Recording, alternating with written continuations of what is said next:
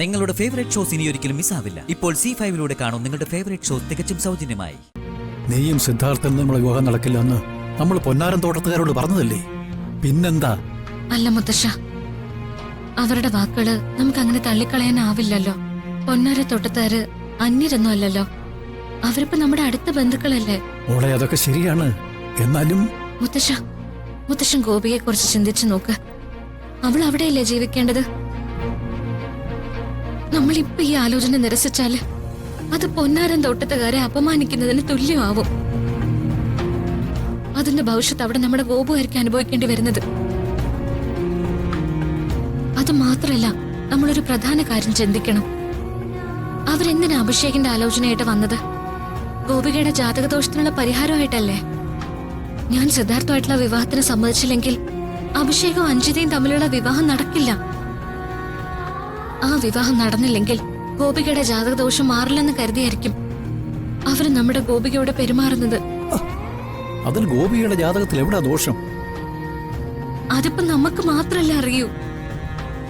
അവിടെ ഋഷിക്കൊഴികെ മറ്റാർക്കും അത് അറിയില്ലല്ലോ. ഇതൊക്കെ സുലോചന ഉണ്ടാക്കി വെച്ച ഏടാകൂടമല്ലേ?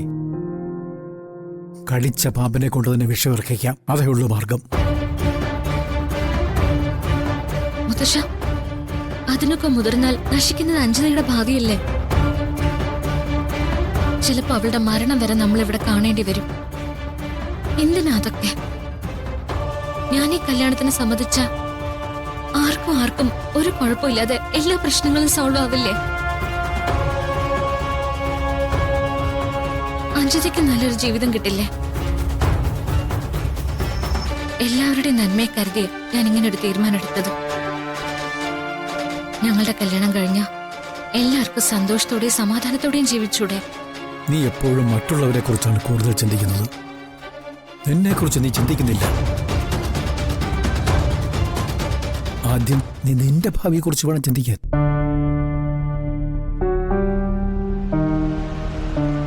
അച്ഛൻ എന്താ ഈ പറയുന്നേ? നിങ്ങൾ പറഞ്ഞതെല്ലാം ഞാൻ കേട്ടു. ദേവിക കുടുംബത്തിന് വേണ്ടി ഒരു നല്ല തീരുമാനം എടുത്തപ്പോ അച്ഛൻ എന്തിനാ ഇങ്ങനെ തടസ്സം പറയുന്നേ? നീ മിണ്ടരുത്. എല്ലാത്തിന്റെ മൂലഹേതു നീയാണ്. നിന്റെ മകൾക്ക് ഭാവി ഉണ്ടാക്കാൻ വേണ്ടി നീ കെട്ടിച്ചമച്ച കള്ളത്തരത്തിന്റെ ഫലമാ ഇപ്പൊ ഇവിടെ എല്ലാവരും അനുഭവിക്കുന്നത്. ദേവി ഈ എടുത്തിയാട്ടം കാണിക്കാൻ പാടില്ലായിരുന്നു. ആനന്ദ് നല്ല പയ്യനായിരുന്നു. അവരുടെ കുടുംബത്തിൽ നിനക്ക് സന്തോഷവതിയായി കഴിയാമായിരുന്നു. അല്ല, ഈ പൊന്നാരൻ തോട്ടത്തുകാർക്ക് എന്താ ഒരു കുറവ്? ആനന്ദിന്റെ കുടുംബത്തെക്കാളും എത്രയോ നല്ല കുടുംബമാണ് പൊന്നാരൻ തോട്ടത്തുകാര്. പൊന്നാരൻ തോട്ടത്തുകാർക്ക് ആനന്ദിന്റെ കുടുംബത്തെക്കാൾ പണവും പ്രതാപവും ഉണ്ട്. സമ്മതിച്ചു എന്ന് കരുതി ആനന്ദിന് കൊടുത്ത വാക്ക് മറന്നുകൊണ്ട് അവനേക്കാൾ കൂടുതൽ പണക്കാരനായ ഒരാളിന്റെ ബന്ധം വരുമ്പോ അത് വേണ്ടാന്ന് വെക്കുന്നത് ശരിയായ രീതിയല്ല. എന്നും എപ്പോഴും എന്റെ നിലപാട് ഇത് തന്നെയായിരിക്കും.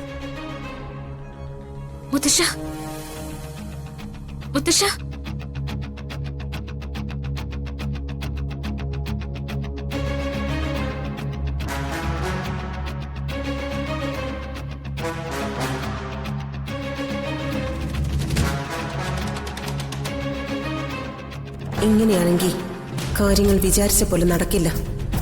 ഉടനെ ഒരു തീരുമാനം എടുക്കണം. ഡൗൺലോഡ് ചെയ്യൂ C5 ആപ്പ്. കാണൂ എല്ലാ എപ്പിസോഡുകളും സൗജന്യമായി.